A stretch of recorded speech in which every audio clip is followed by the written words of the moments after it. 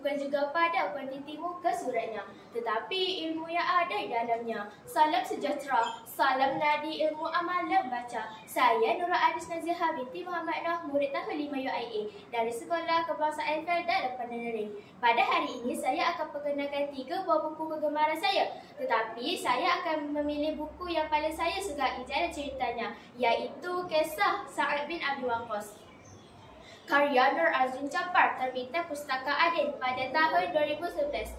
Buku ini menceritakan salah seorang sahabat Nabi SAW yang telah memeluk Islam pada usia 17 tahun. Beliau merupakan sahabat terawal masuk Islam. Beliau mempunyai tubuh yang agak rendah dan tegak. Beliau juga pembuat busur dan anak panah. Beliau terkenal dengan kemahiran cekak memanah. Pada suatu hari, Sa'ad bin Abi Waqqas telah mengisytiharkan memasuki Islam. Maka pemuda kota Mekah marah dan memukulnya dengan teruk. Dalam buku ini banyak pengajaran, antaranya kepahlawanan disertai kepintaran dan keimanan yang teguh menjadi seseorang tokoh pejuang yang sempurna.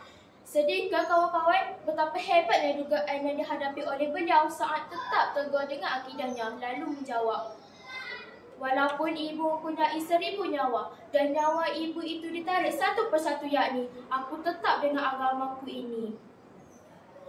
Malahan ibunya juga menggugut tidak mahu makan jika tidak mahu jadi kafir semula.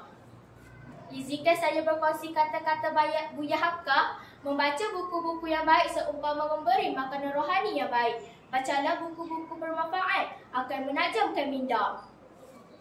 Itu sahaja yang saya ingin sampaikan tentang buku ini. Terima kasih kawan-kawan, menonton, jumpa lagi. Bye-bye.